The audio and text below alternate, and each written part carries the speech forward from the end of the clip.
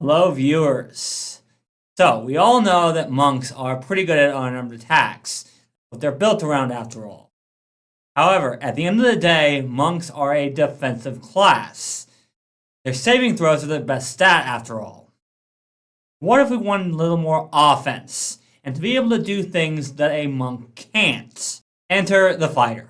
Fighter has a lot of abilities that we wish we had with unarmed attacks with a monk. But the problem with fighters is that on their own, they can't do lethal damage with unarmed attacks without taking a penalty. And yes, we could go fighter with monk archetype, but that's the boring way to do it. So today I'm going to try to do this without the monk archetype. Instead, I'm going to be taking a different way for us to do lethal damage without taking a penalty. Enter the Brass Knuckle Boxer. Let's dive in. But first, a huge shout out to my first channel member, Underhill5281. Thank you so much. Join today. Okay, so for today's ancestry, we're going to start with the Orc ancestry, as that gives us good hit points and access to some feats we're going to need for this build. But for our heritage, we're going to go with the Talos heritage. We'll talk about why when we get to the first level ancestry feats. And of course, we are building a fighter today. The starting stats for this build should be Strength 18, Dexterity 14, Constitution 10, Intelligence 10, Wisdom 12, and Charisma 14. Our first class feat for this build is going to be Sudden Charge. One of our jobs is to protect our squishy spellcaster buddies as well as other ranged attackers. And the best way to do that is to get right up in there and start attacking enemies, which this will help with. And of course, also at level 1, we need to pick an ancestry feat. And we are going to go with Pharaoh's Soul. This essentially makes our fists into malleable metal. Thus our fists gain the modular trait for bludgeoning, piercing, or slashing, and lose the non-lethal trait. This also increases our fist damage from 1d4 to 1d6. This is how we'll get around the we can't do lethal damage without a penalty thing. This also allows us to change the type of damage we do with our fists. So, if a creature is resistant to bludgeoning damage, we can change it to slashing or piercing, thus allowing us to more easily take down enemies.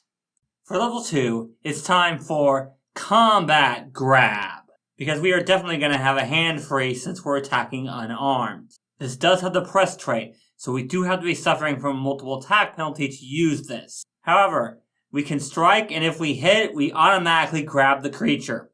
That creature remains grabbed until the end of your next turn, or until it escapes. Don't even have to roll an athletics check for this, which is kind of insane. We will, however, still need to be trained in athletics for other feats. And at this level, we'll also be taking the Student of Perfection Dedication, giving us the Key Strike spell, allowing us to do even more different types of damage. In addition, if we weren't already trained in athletics, we become trained now. If we were already trained, we become experts, allowing us to even better grapple our opponents, even if we don't want to use Combat Grab.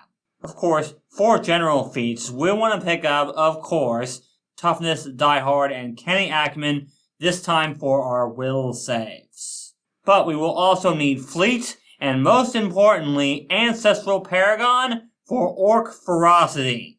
We want to take that last one before level 9, because we will be taking feats that require that later on.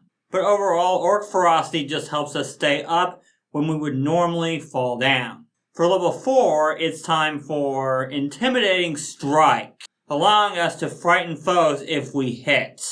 And on the free archetype side, we'll pick up Perfect Strike, allowing us to use a reaction to reroll a missed unarmed strike. So on the off chance that we do miss on that Intimidating Strike, we can reroll it. And then for our level 5 Ancestry feat, we're going to be taking Precious Alloys. This allows us to choose coal, iron, or silver, and our unarmed strikes now count as that. While we can't choose adamantine like a monk could, silver, iron, or silver is plenty good. For teamwork report number 1, if you don't have free archetype at this level, you're really not missing much. You won't have key strike and you won't have perfect strike. But the majority of what you need for this build to work is available from just fighter and your ancestry. The main strategy here is to hit enemy weaknesses when you can, or bypass their resistances, grapple foes with combat grab, and intimidate them with either demoralize or intimidating strike.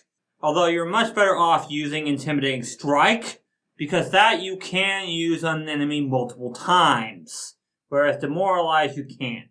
If you find out that an enemy has low fortitude saves, then you may want to grapple them first and then attack them. If they have high fortitude saves, then you're better off using combat grab.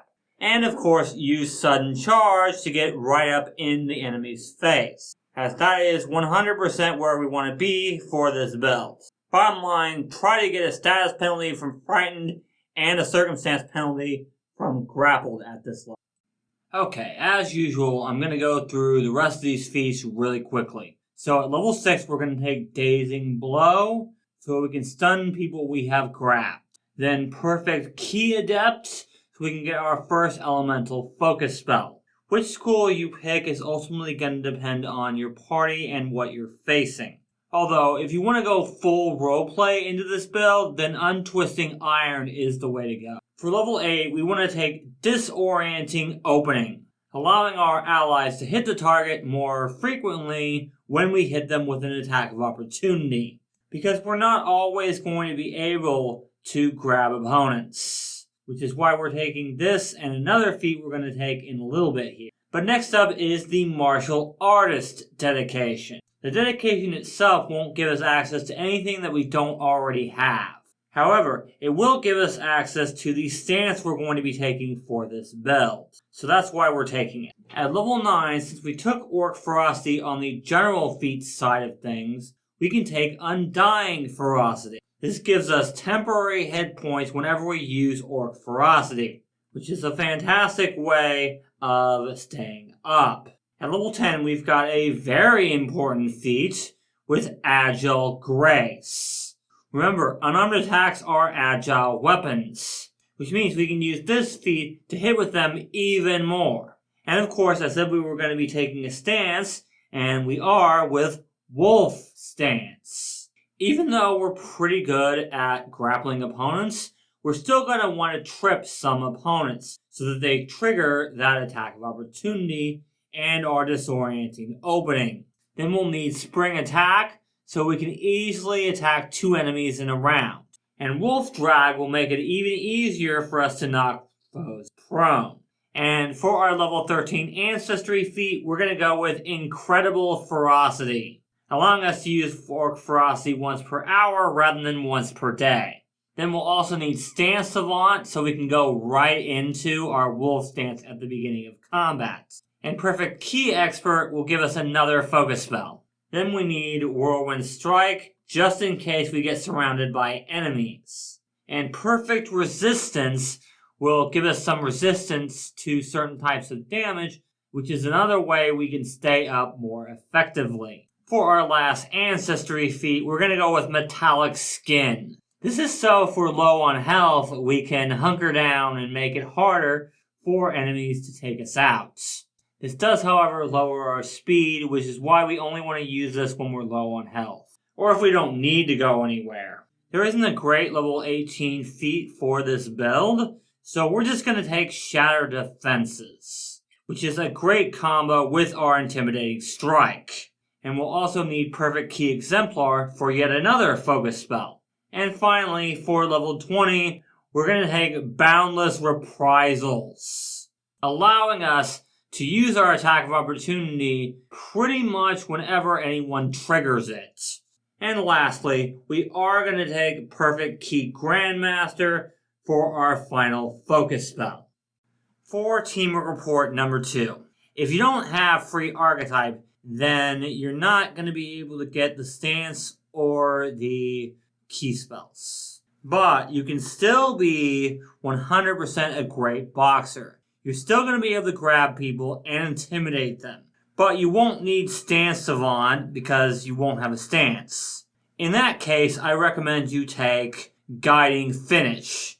This is just another way to get the flat-footed condition on enemies by moving them into flanking positions. And you'll still be able to trip opponents, you just won't be as good at it. For those of you that do have free archetype, I do understand that this build has a lot of focus spells with no real way of getting your focus spells back quickly. But remember, once the remaster comes out, you're going to be able to get all your focus points back with 10 minutes. So, we don't really need any of those feats. And remember, thanks to Agile Grace, we're taking the same penalty on our attack rolls as a Flurry Ranger. So that means we're going to get that crit with Intimidating Strike a lot more often, which means Frightened too.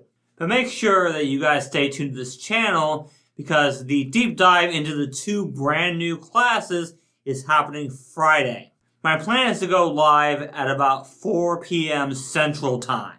But it depends on when I'm able to get the actual playtest material as well. Also, if you guys enjoyed this video, don't forget to like and subscribe.